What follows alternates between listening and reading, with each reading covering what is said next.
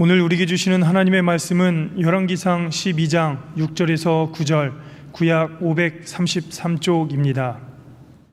르호보암 왕이 그의 아버지 솔로몬의 생전에 그 앞에 모셨던 노인들과 의논하여 이르되, 너희는 어떻게 충고하여 이 백성에게 대답하게 하겠느냐? 대답하여 이르되, 왕이 만일 오늘 이 백성을 섬기는 자가 되어 그들을 섬기고 좋은 말로 대답하여 이르시면 그들이 영원히 왕의 종이 되리이다 하나, 왕의 노인들이 자문하는 것을 버리고 자기 앞에 모셔 있는 자기와 함께 자라난 어린 사람들과 의논하여 이르되, 너희는 어떻게 자문하여 이 백성에게 대답하게 하겠느냐? 백성이 내게 말하기를, 왕의 아버지가 우리에게 메운 멍에를 가볍게 하라 하였느니라. 아멘. 오늘은 르호보암 이런 사람 이름으로 말씀의 제목을 잡았습니다. 르호보암은 솔로몬의 아들입니다. 솔로몬의 뒤를 이어서 이스라엘 왕이 되었습니다. 하지만 왕위 계승은 결코 쉽지가 않았습니다. 르호보암은 세겜으로 가서 온 이스라엘에게 왕으로서 인정을 받아야 했습니다. 다윗이 처음 왕이 될 때에도 유다 족속에 의해서만 왕으로 추대되었고, 나중에 북쪽 지파들의 그 동의를 얻게 되어서 그들에게도 기름을 부어 왕이 되었습니다. 북쪽 지파들은 다윗과 맺은 언약을 근거로 해서 자신들이 왕을 뽑을 권리가 있다고 생각을 했습니다. 그래서 르호보암은 왕이 될 때 북쪽 지파들에게 왕으로 인정받기 위하여 세겜으로 가게 되었습니다. 온 이스라엘이 르호보암을 왕으로 세우려고 세겜에 모였습니다. 르호보암은 자신을 왕으로 추대하는 자리에 참여하였습니다. 그런데 그 자리에서 북쪽 지파 사람들을 대표해서 솔로몬 왕의 신하였던 여로보암이 이제 르호보암에게 건의를 하고 있습니다. 4절 말씀을 보니까요, 왕의 아버지가 우리에게 멍에를 무겁게 하였으나 왕은 이제 왕의 아버지가 우리에게 시킨 고역과 매운 무거운 멍에를 가볍게 하소서. 그리하시면 우리가 왕을 섬기겠나이다. 그런 말씀을 하고 있습니다. 우리가 솔로몬에 대해서는 호의적인 그런 감정을 가지고 있습니다. 솔로몬이 1000번제를 드리고 난 다음에 하나님으로부터 지혜를 얻었고, 그리고 지혜뿐만 아니라 부귀 영화를 누렸던 그런 왕이라는 것, 그리고 지혜를 가지고 이렇게 재판을 잘 해서 정말로 어려운 그 재판을 하는 그런 사람들의 문제를 해결한 것을 우리가 잘 알고 있습니다. 그러나 오늘 4절 말씀을 보니까 그들의 그 이스라엘 백성들에게 고역을 많이 시킨 것을 우리가 생각할 수 있습니다. 이스라엘은 다윗과 솔로몬 시대에 대제국으로 번성하였습니다. 부귀 영화를 누렸습니다. 그런데 백성들은 부역과 높은 세금으로 고통을 받았다는 것입니다. 이로 인해서 솔로몬은 이스라엘 백성들의 원성을 높이 사고 있었습니다. 솔로몬의 아들 르호보암이 왕이 되는 것까지는 좋았는데, 백성이 왕으로 섬길 조건을 내세웠다는 것은 솔로몬 통치의 왕권이 흔들렸다 하는 것을 알 수 있습니다. 백성들이 살기 어려워서 한숨을 쉬고 있었다는 것입니다. 르호보암은 북쪽 지파의 의견을 들었습니다. 그리고 고민을 하였습니다. 이제 솔로몬이 살아있을 때 아버지를 섬겼던 그런 원로 대신들이 있었는데 그들과 상의를 하였습니다. 그들과 상의했다, 의논을 했다고 이렇게 성경에 나와 있는데, 히브리어로 야즈라는 말을 씁니다. 그것은 무슨 말인가 하면 충고를 듣고 깊이 생각했다 하는 거예요. 충고를 잘 받아들인다는 그런 이야기입니다. 원로 대신들의 충고를 충분히 받아들이는 그런 마음이 있었다 하는 것입니다. 7절 말씀에 보니까 대답하여 이르되, 왕이 만일 오늘 이 백성이 백성을 섬기는 자가 되어 그들을 섬기고 좋은 말로 대답하여 이르시면 그들이 영원히 왕의 종이 되리이다. 이렇게 충고를 하고 있습니다. 솔로몬의 통치 기간 동안 백성들은 성전과 왕궁 건축뿐만 아니라 많은 건물을 건축하였습니다. 그리고 솔로몬과 그 주변의 사람들, 특별히 1000명의 부인을 두면서 그들이 사치스러운 생활을 하게 되었는데, 그 사치스러운 것도 다 백성들의 세금으로 충당하였습니다. 백성들은 그래서 너무나 고통을 많이 받게 되었습니다. 백성의 요구는 솔로몬이 지은 고역과 무거운 멍에를 가볍게 해달라는 그런 말이었습니다. 이런 형편은 원로들이 더 잘 알고 있었기 때문에 그 백성들의 사정을 탄원하고 있습니다. 바로 이것은 르호보암에게 주어진 기회였습니다. 아버지 솔로몬의 실수를 만회하고 또 이스라엘을 잘 다스릴 수 있는 기회를 얻었습니다. 그런데 그 기회를 어떻게 이용을 했을까요? 이런 배경에서 오늘 본문이 전개가 되고 있습니다. 본문을 통해서 우리는 몇 가지 교훈을 얻는데요. 첫째로 우리의 삶의 기준은 하나님이어야 됩니다. 하나님이십니다. 오늘 본문을 12장을 읽었는데 12장 바로 전에 11장 11절 말씀을 한번 볼까요? 한번 다 같이 한번 읽겠습니다. 시작. 여호와께서 솔로몬에게 말씀하시되 내게 이러한 일이 있었고 또 내가 내 언약과 내가 내게 명령한 법도를 지키지 아니하였으니 내가 반드시 이 나라를 내게서 빼앗아 내 신하에게 주리라. 솔로몬이 이제 이방 여인을 왕궁으로 불러들였습니다. 1000명이나 되는 이방 여인을 자기의 아내로 삼았다 그랬습니다.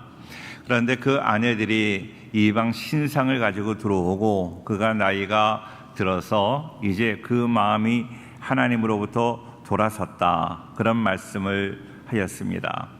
그래서 이방 신상을 그냥 드리기만 한 것이 아니라 이제 그들에게 절을 하고 그들을 섬겼다고 이야기를 합니다. 그래서 하나님께서 이제 솔로몬에게 심판하시는 거죠. 징계하시는 겁니다. 내가 너희 나라를 이제 너에게서 빼앗아 너의 신하에게 주겠다고 말씀을 합니다.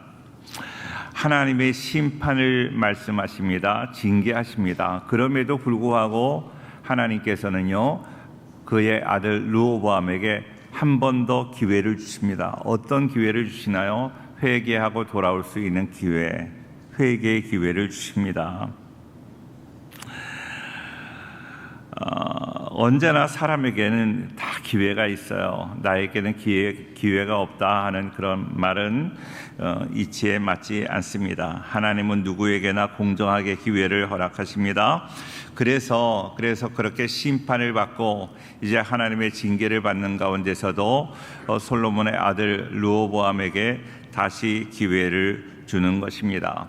어떤 기회를 주었어요? 이제 왕이 되는 그때에 신하 여로보암을 통해서 이제 우리 백성들의 삶을 너무나 어렵게 했었는데 이제 당신이 왕이 되면 우리를 좀 이렇게 가볍게 해달라고 부탁을 하는 것입니다. 그러면 당신을 우리가 잘 따르겠습니다. 그 말은 뭔가 하면 나라가 둘로 나눠지지 않는다 하는 것입니다. 나라가 둘로 나눠지지 않는다.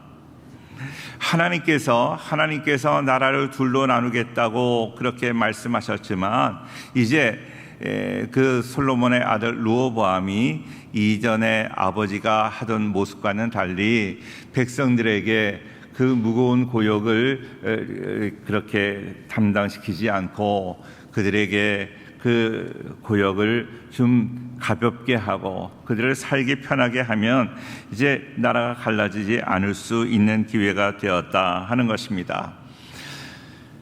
자, 8절 말씀을 보겠습니다. 8절 다 같이 읽어요. 시작. 왕이 노인들이 자문하는 것을 버리고 자기 앞에 모셔있는 자기와 함께 자라난 어린 사람들과 의논하여. 자, 여기서 노인들은 무엇입니까? 그 솔로몬 옆에서 솔로몬을 시중 들던 그런 원로 대신들을 말하는 것입니다.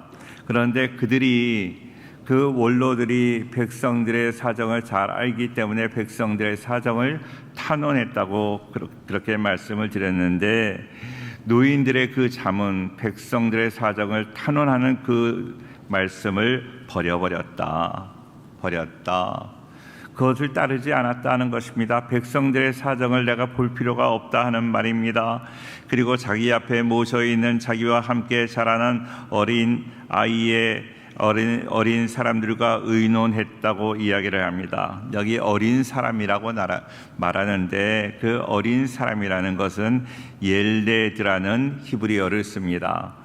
나이가 어리다는 그런 의미도 있지만 경험이 없다, 경험이 없어서 실수가 많다, 경험이 없어서 실수가 많고 그들은 항상 넘어지는 그런 사람들이다 하는 그런 의미입니다. 르호보암이 왕이 될 때 나이가 41살이었습니다. 르호보암과 함께 자랐던 그 르호보암의 친구였던 사람들이 바로 어린 사람들인데, 그 40대의 사람을 어리다고 말할 수 없는 것입니다. 그들은 경험이 없고 경솔하고 넘어지기 쉬웠던 그런 사람들입니다. 그런데 그 사람들에게 조언을 구하고 있는 것입니다. 조언이 될 수가 없는 것이죠. 경험이 없는 사람들이고 경솔하고 그들이 넘어지기 쉬웠다 하는 것입니다. 그러나 솔로몬은 자기가 듣고 싶은 이야기를 듣고 싶었던 것입니다. 그래서 그 어린 사람들에게 조언을 구하는 것이죠. 10절 말씀 같이 봅니다. 다 같이 시작. 함께 자라난 소년들이 왕께 아뢰어 이르되, 이 백성들이 왕께 아뢰기를 왕의 부친이 우리의 멍에를 무겁게 하였으나 왕은 우리를 위하여 가볍게 하라 하였은즉, 왕은 대답하기를 내 새끼손가락이 내 아버지의 허리보다 굵으니. 분위기가 조금 이상하게 돌아가잖아요. 백성들의 사정을 돌아보겠다 하는 그런 의미가 아닌 것 같은 그런 뉘앙스가 물씬 풍기는 그런 말씀입니다. 마침내 르호보암은 3일 만에 자신에게 다가온 백성들에게 소년들, 어린 사람들의 자문을 따라 대답을 합니다. 아버지의 그 허리보다 내 새끼 손가락이 굵다. 내가 더 힘이 세다. 내가 더 능력이 있다. 내가 너희를 너희를 심하게 대할 수 있다는 그런 말씀입니다. 그 이야기를 듣고 북쪽 지파 10지파에 속한 사람들이 그 르호보암과 결별을 선언합니다. 르호보암은 유다 성읍들에 사는 이스라엘의 2지파의 왕이 될 뿐 10지파에게는 배척을 받았다 하는 것입니다. 르호보암은 솔로몬과 함께 했던 원로들의 조언을 들었지만 그것을 다 버렸습니다. 그 말을 듣지 않았습니다.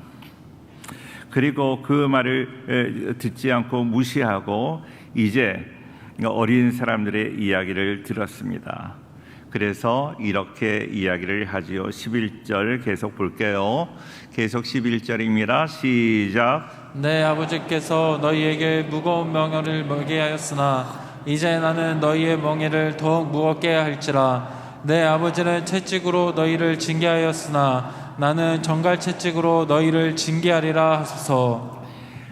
자기도 아버지처럼 백성들에게 그렇게 백성들을 무력으로 다스리면서 자기 마음대로 하고 싶었습니다.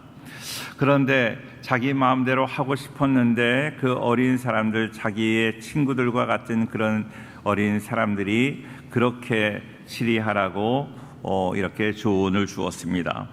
그래서 그 조언을 따라 그 르호보암은 그렇게 결정을 하고 있는 것입니다. 우리가 무엇을 따라 결정을 해나요?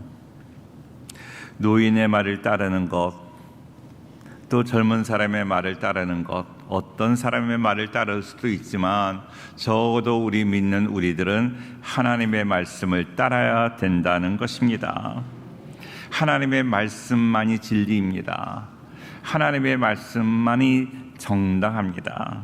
그러나 사람들은요, 자기의 생각대로 결정할 때가 얼마나 많이 있습니까? 그러므로 우리는 실수하게 되는 것이죠.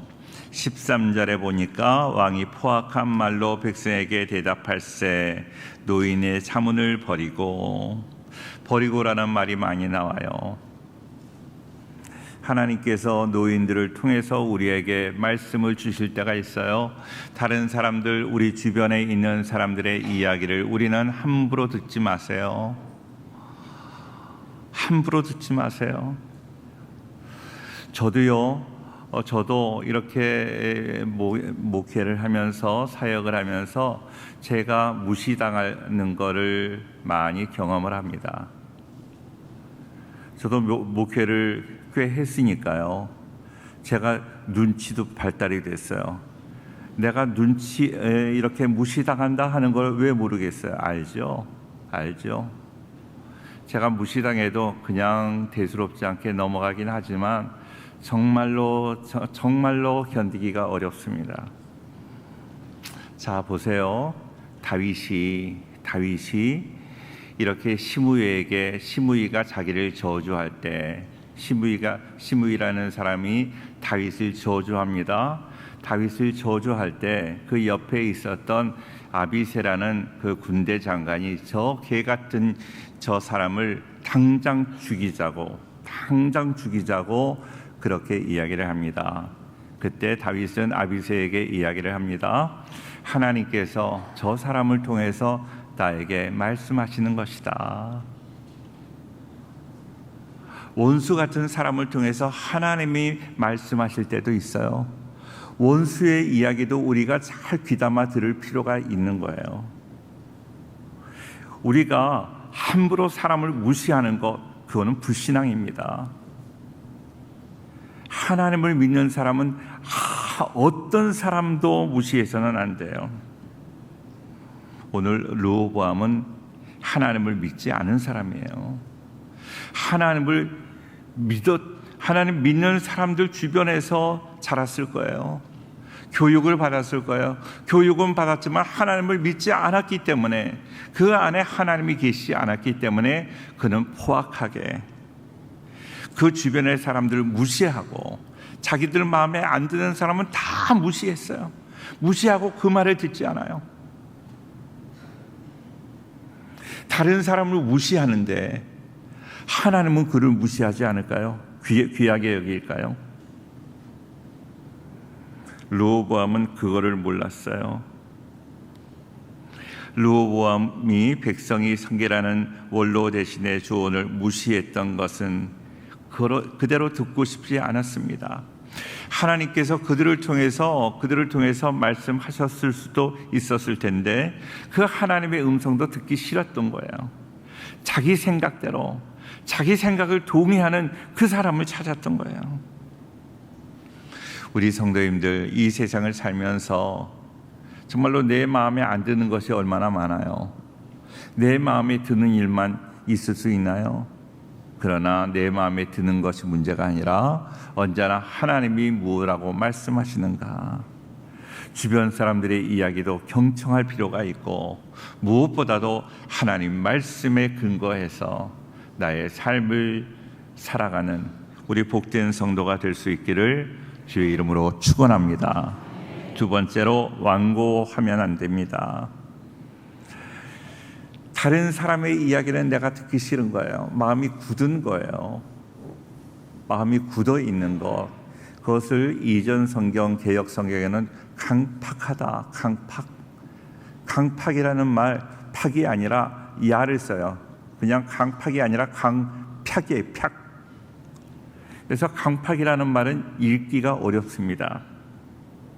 그것을 우리가 보는 성경에서는 완고하다라고 번역을 합니다. 히브리서 3장 13절 말씀 같이 보겠습니다. 다 같이 시작. 오직 오늘이라 일컫는 동안에 매일 피차 권면하여 너희 중에 누구든지 죄의 유혹으로 완고하게 되지 않도록 하라. 자, 히브리서 3장에는요.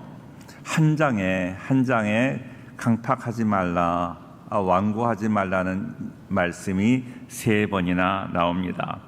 그만큼 내가 완고하지 않은 것이 얼마나 중요한지 모릅니다.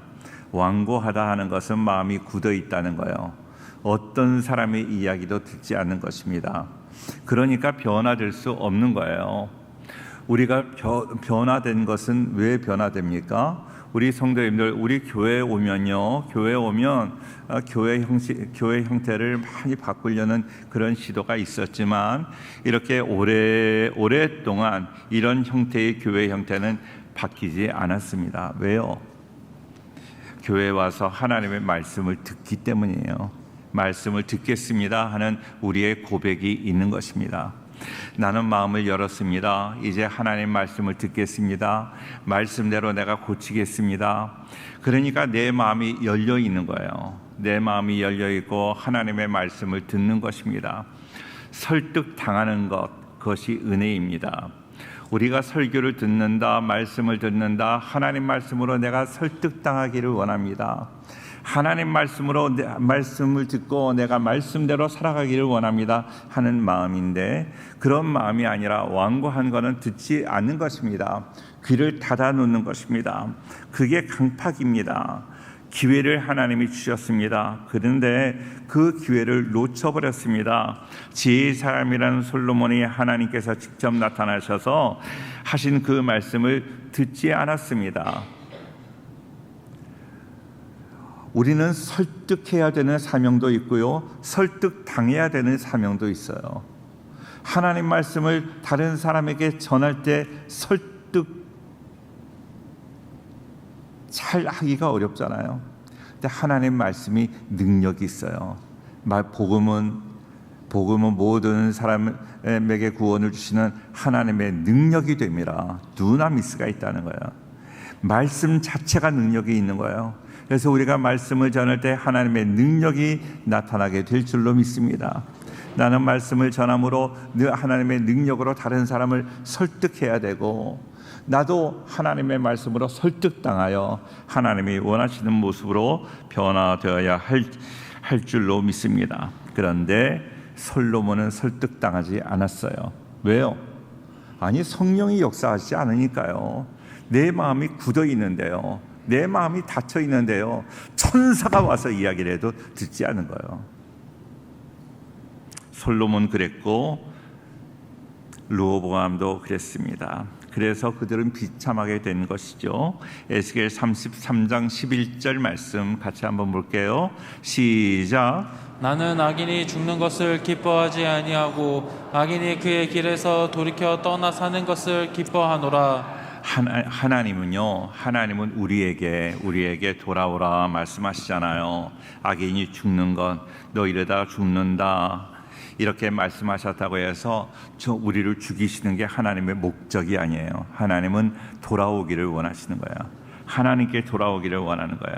그의 길에서 돌이켜 떠나 사는 것을 기뻐하노라. 오라, 우리가 여호와께로 돌아가자. 여호와께서 우리를 찢으셨으나 도로 낫게 하실 것이요, 우리를 치셨으나 싸매어 주실 것입니다.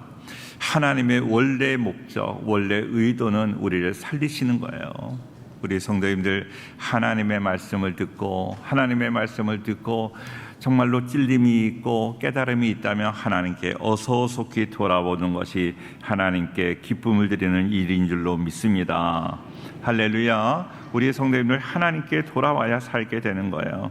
하나님께 돌아와야 되는데 여러 가지 이유를 대면서 르호보암은 하나님께로 돌아오지 않아요. 그래서 비극인 거죠. 어서 돌아오기만 하면 살아나고, 살아날 뿐만 아니라 하나님의 은혜가 임할 텐데 그러지 못했다 하는 것입니다.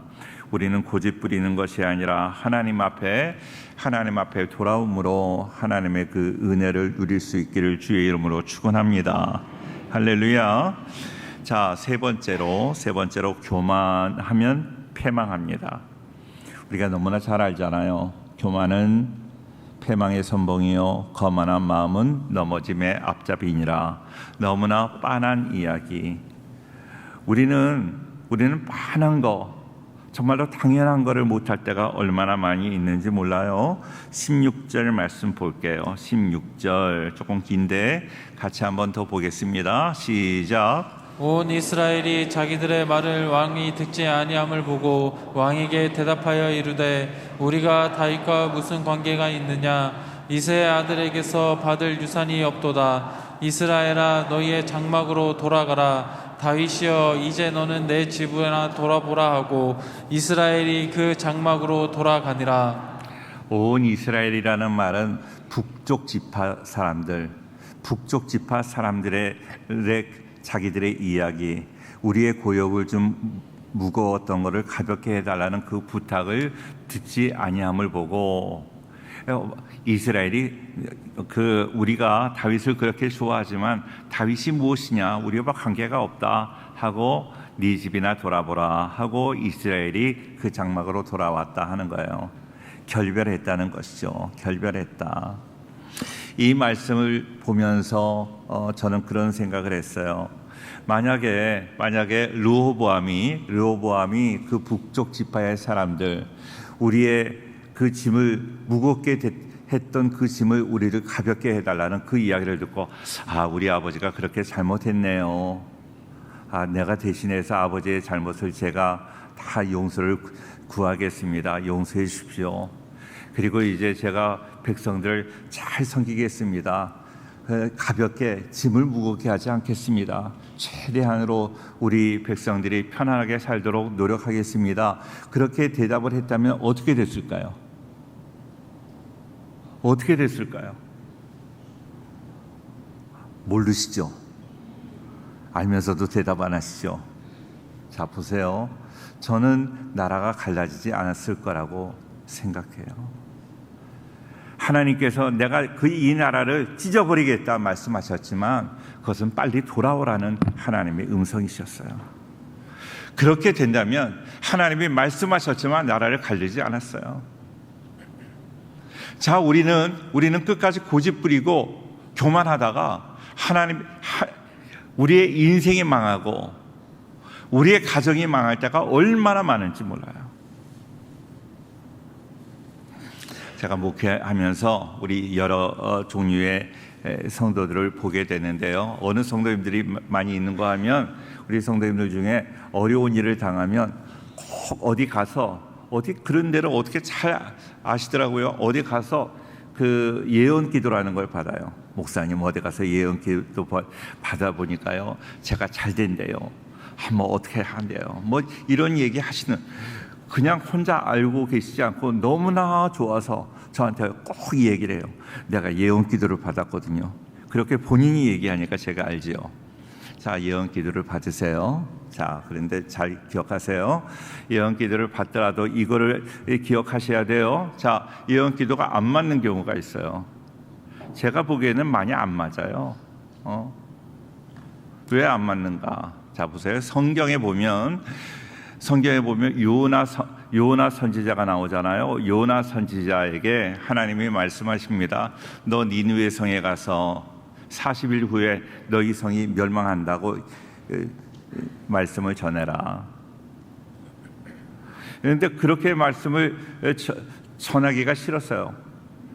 멸망하는 게 좋았어요. 그렇기 때문에 안전하려고 하다가 물고기 뱃속까지 들어갔다가 이제 억지로 니느웨에 가서 말씀을 전해요. 말씀을 전합니다. 니느웨 성이 40일 이후에 멸망하는 것이 하나님의 뜻이었어요. 그런데 그 말씀을 듣고 니느웨 성의 사람들이 다 울면서 철저하게 회개합니다.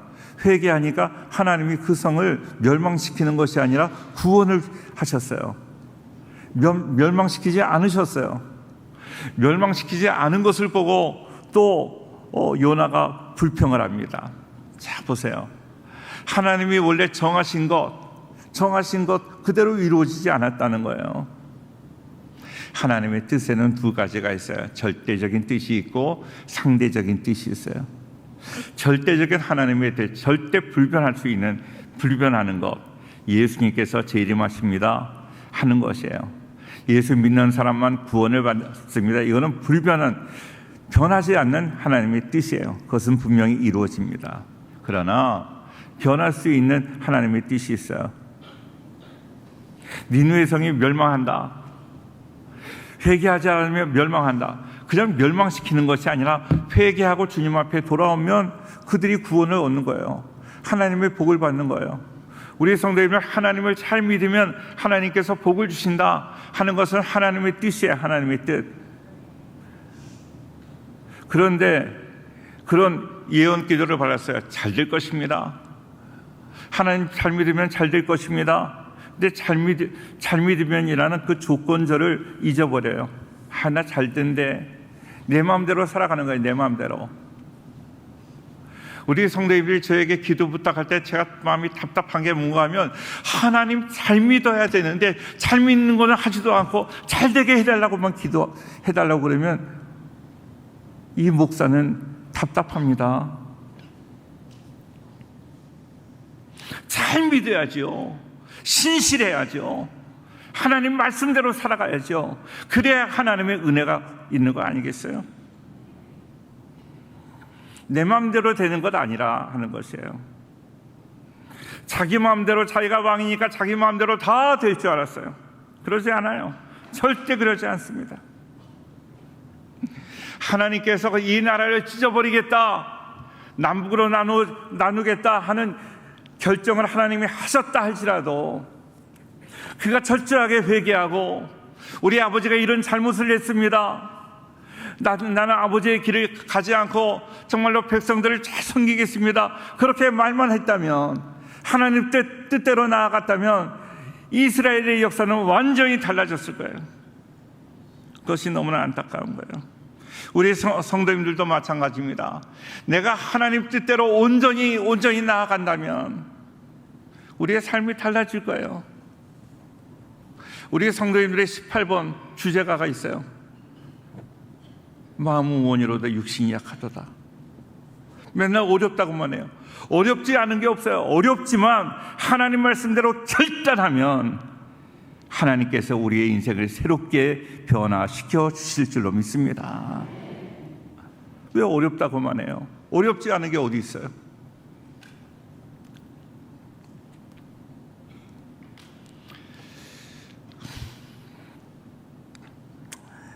신학교에 들어와서 이렇게 목회자의 길을 걷는 거 어려워요. 그래서 소명을 받은 사람이 어렵다고 이 소명을 제대로 감당하지 않으려고 그래요. 감당하지 않으면 더 어려워져요. 더. 하나님이 가만 놔두지 않아요. 어렵다 할지라도 그 사명을 잘 감당하면 하나님의 놀라운 은혜가 그 안에 있는 줄로 믿습니다.